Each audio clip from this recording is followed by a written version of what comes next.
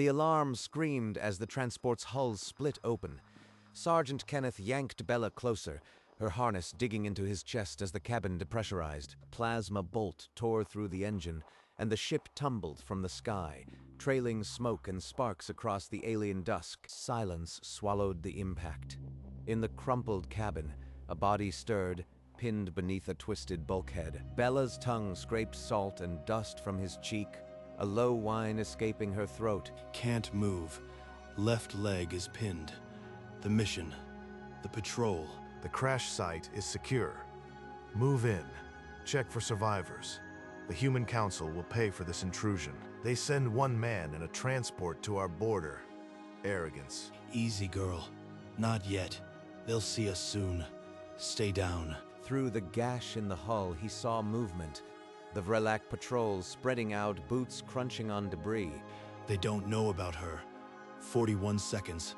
That's all she needs. Captain Vortek halted at the torn entrance, motioning 2 soldiers inside. Their helmet lights cut through the smoke. Human soldier, you are wounded and surrounded.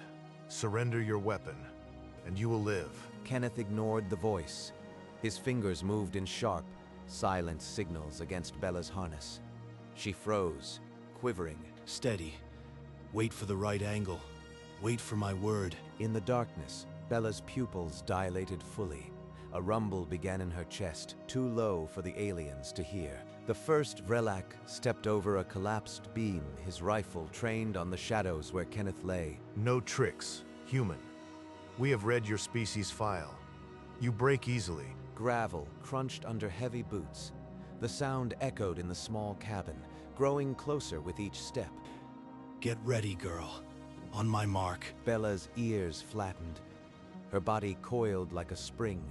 The next sound would be her release. The lead Vrelak's helmet light swept across the debris, then froze. 2 amber eyes glowed back from the deepest shadow, unblinking. He stumbled backward, his shout cracking over the comm. Captain, something's in here with the human. It's not dead. Nonsense. The human's life signs are weak. It's a trick of the smoke. Proceed with caution. But the eyes vanished as the words left his mouth, and a sound began, low and rolling, like thunder trapped in a metal drum. The 3 soldiers froze where they stood. Even their translator software locked up, unable to match the frequency to any known threat. In the darkness, Sergeant Kenneth leaned close to Bella's ear. Go, Bella. Soldier, report. I am hearing something. What is that? Respond. No one answered.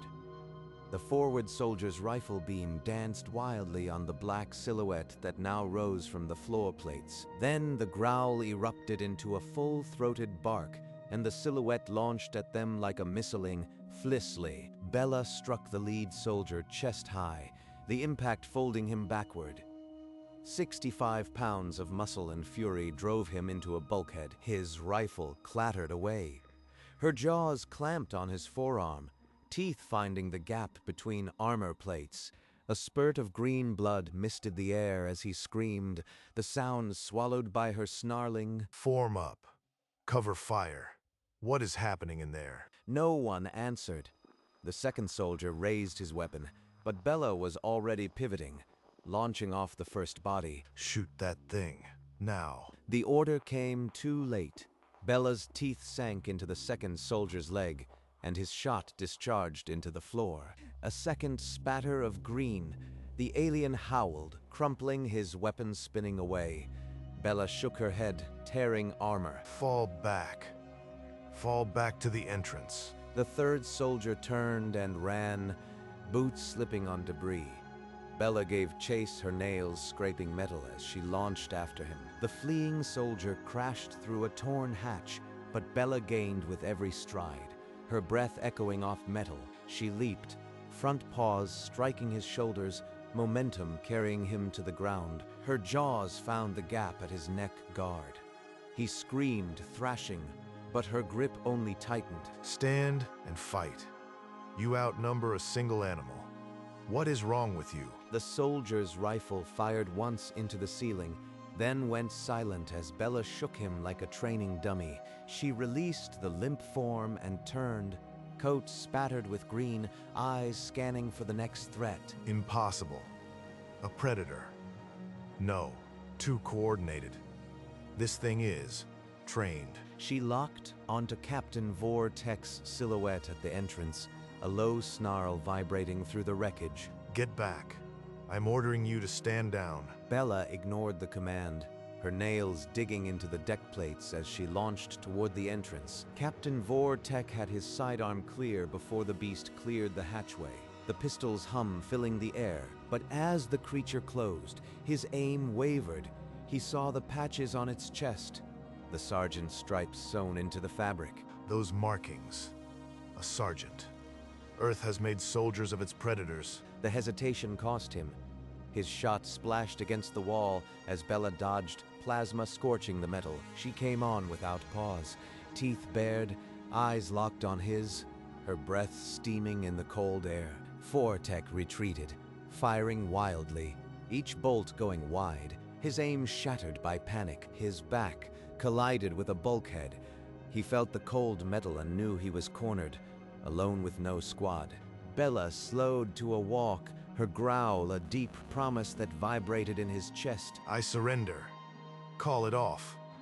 The human can live. Just keep it away from me. But no command came. The dog's muscles bunched for the final lunge, and the captain screamed. Vortek threw himself sideways as Bella lunged, firing his last 2 bolts into the darkness. Both missed. The pistol hummed dead. He squeezed again, but nothing answered, except the click of an empty chamber. No charge left. I am alone with this monster.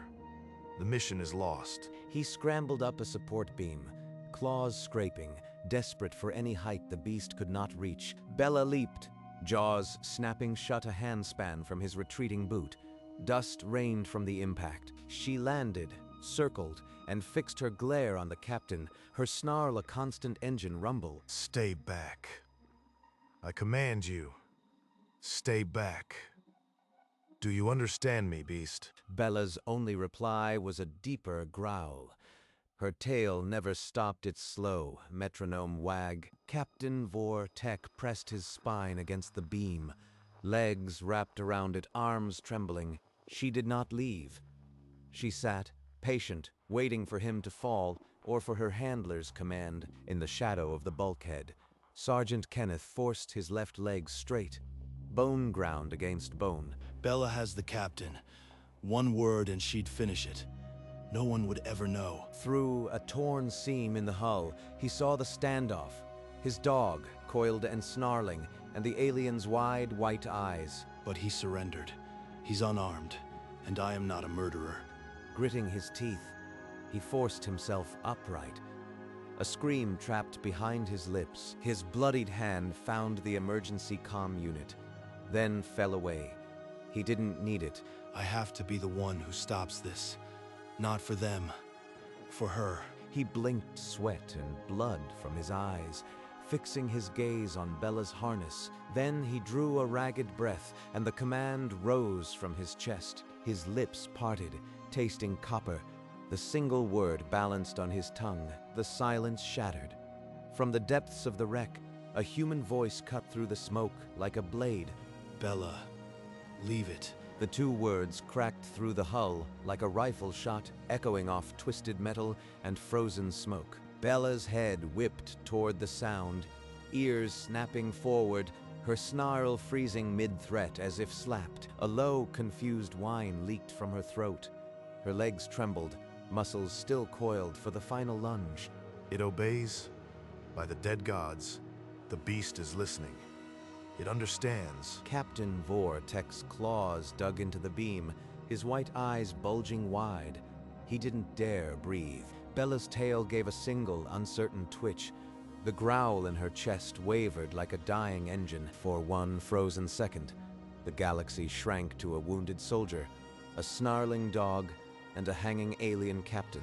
Then her paws shuffled backward, 1 inch, then another.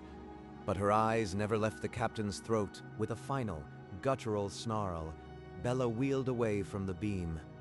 Her paws carried her without hesitation toward the shadow where her handler lay. She reached him, sat, and pressed her nose into his palm.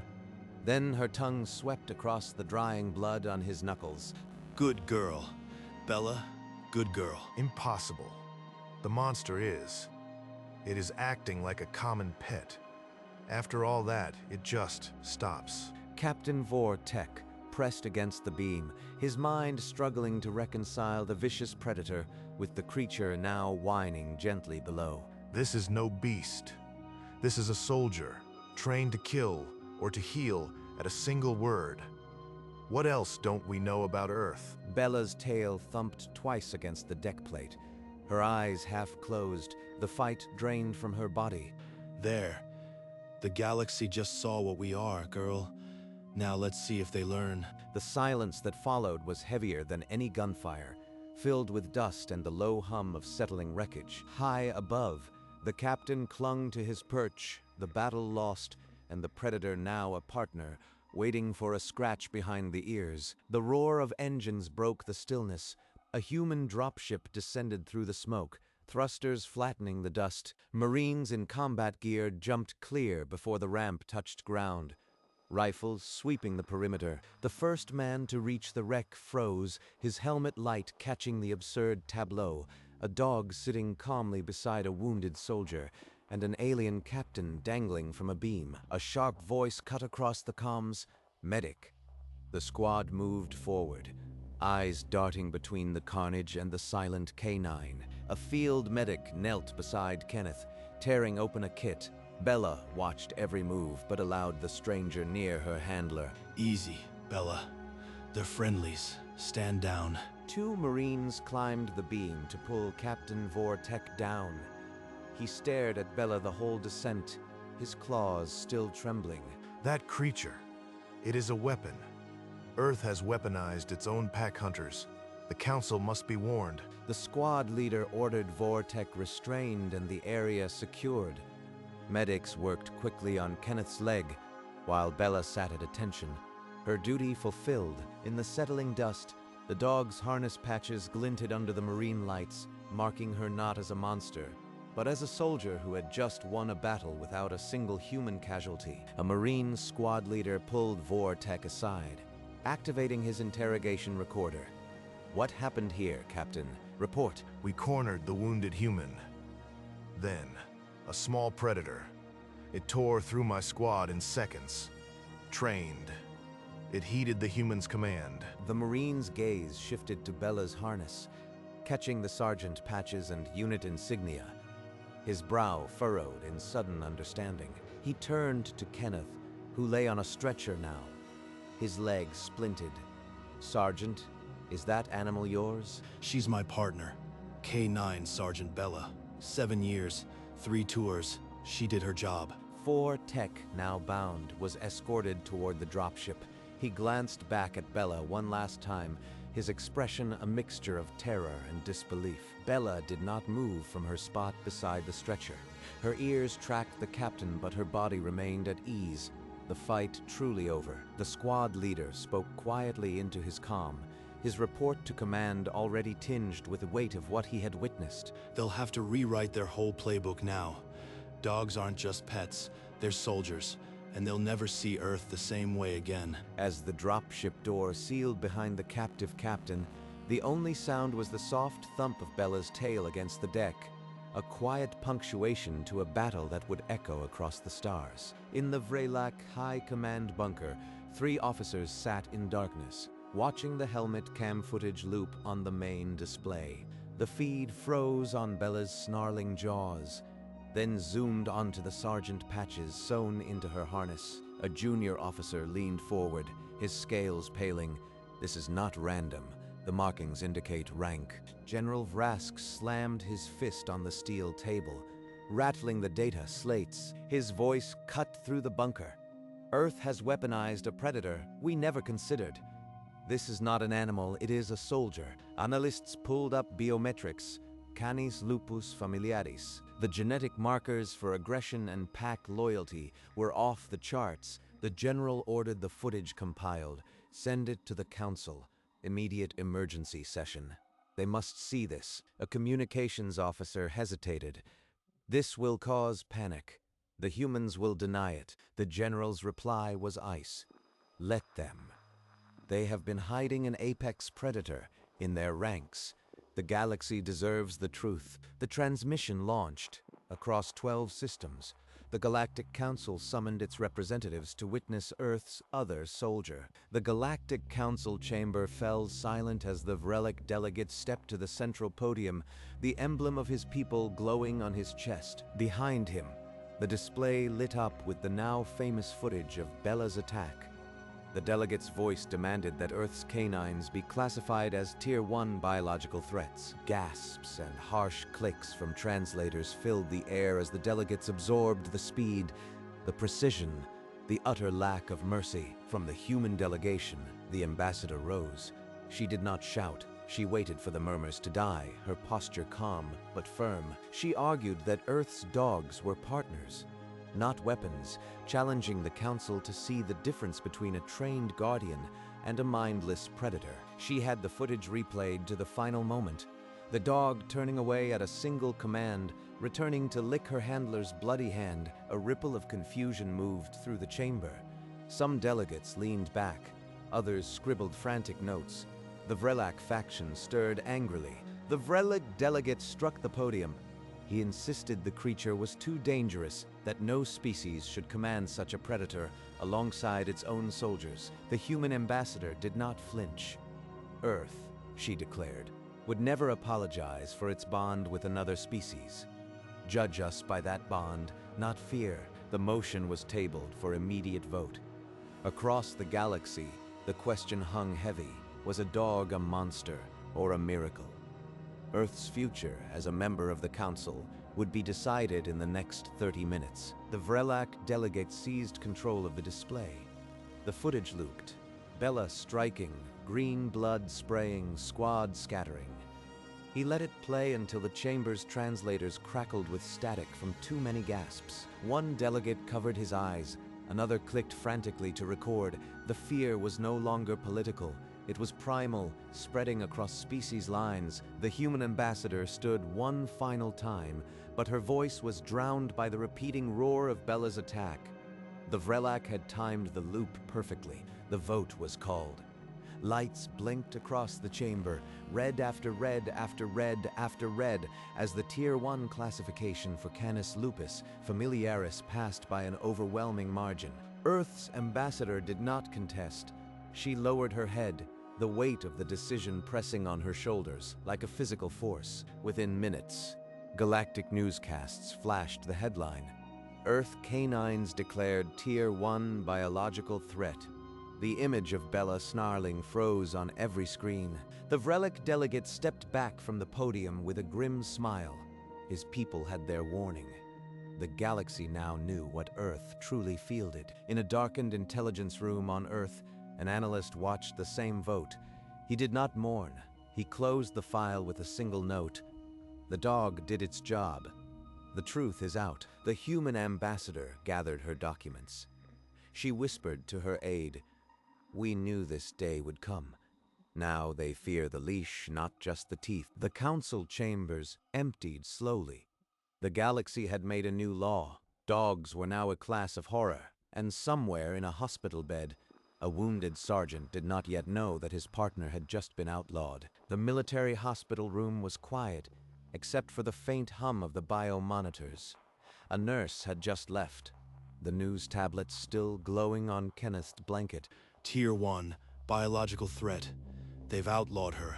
After all she did, they're calling her a monster. He set the tablet aside and looked down at the worn Belgian Malinois curled on the floor beside his bed. She was asleep, her ribs rising and falling in peaceful rhythm. 7 years, 3 tours. She saved my life. And now the whole galaxy thinks she's some kind of uncontrollable weapon. Bella stirred, sensing his mood. She pushed her nose into his dangling hand, a soft whine escaping her. It's okay, girl. They don't understand what you are, but we'll show them. The nurse returned with discharge papers. His leg was healing. The doctors said he'd walk with a cane, but could be out in a week. A week. Then what? Go back to the front. Watch the galaxy cower every time she walks into a room. Number. There's another way. He pictured a place where people could learn what dogs really were. Not monsters, not threats, but partners. A school, maybe. Somewhere green. Bella's tail thumped against the floor, as if she approved. The road ahead would be different. A new mission, but the same partner. The ceremony hall was draped in blue and gold. Bella sat on the platform, her harness gleaming, tail still. Kenneth limped to her side, his dress uniform crisp. In his hand, a small medal on a ribbon. For you, Bella. He pinned the star-shaped medal to her harness. Bella sniffed it. Then her jaw closed around the edge. A chuckle rippled through the audience of soldiers and dignitaries. The feared Tier 1 threat was treating her award like a chew toy. Bella dropped to her belly, paws holding the medal, gnawing happily. Kenneth crouched beside her, grinning, laughter spread, cameras flashing. The image of the monster playing with her medal went live across the galaxy. An alien dignitary watched from a corner, his expression unreadable. The narrative had shifted. Kenneth scratched Bella's ears. You just changed the galaxy, girl. 3 years later, the sign for Reeves K9 Training Academy was hoisted into place. Kenneth supervised, leaning on a cane. This is it. Not a mission.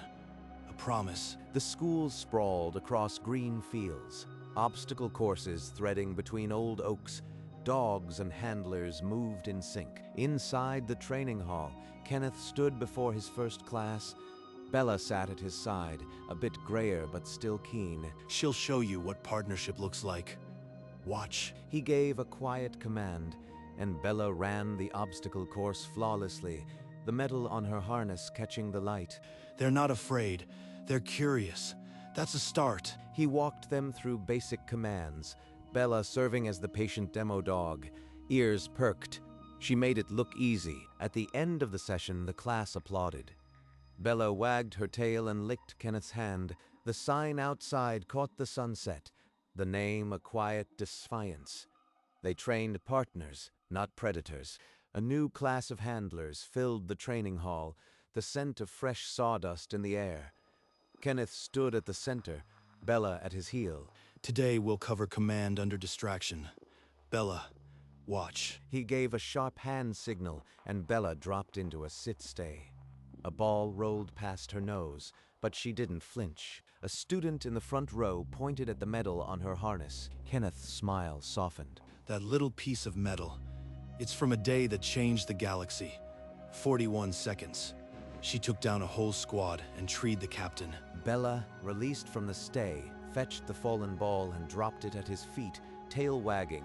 But at the end of the day, she's just a dog who loves a good chew toy.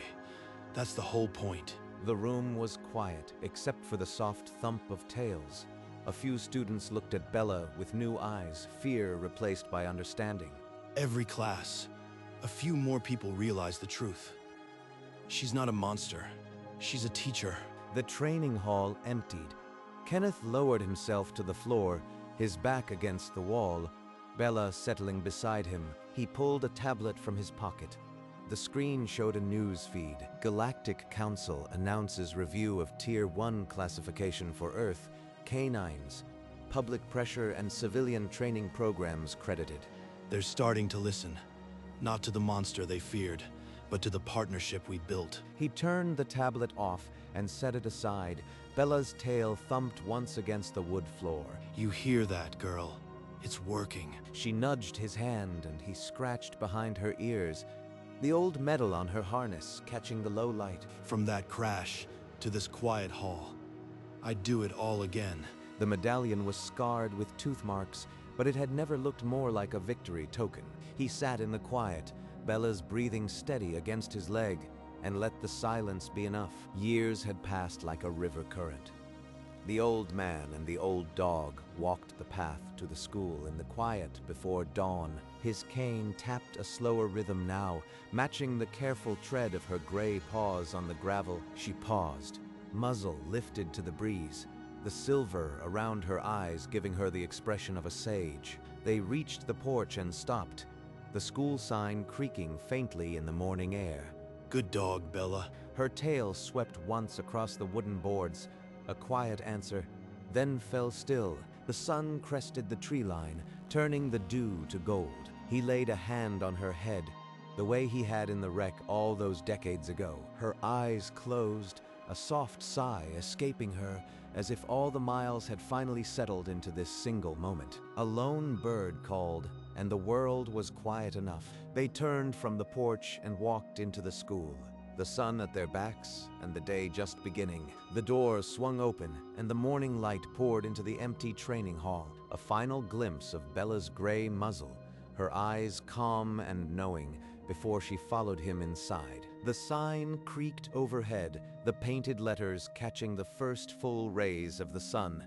Inside, the training hall waited, rows of mats and hoops, a testament to the quiet work of partnership. Then the image softened, frame by frame, until only the light remained. The screen held nothing but a gentle dark and a line of text dedicated to all working dogs and their handlers. And the story, like a good dog, found its rest,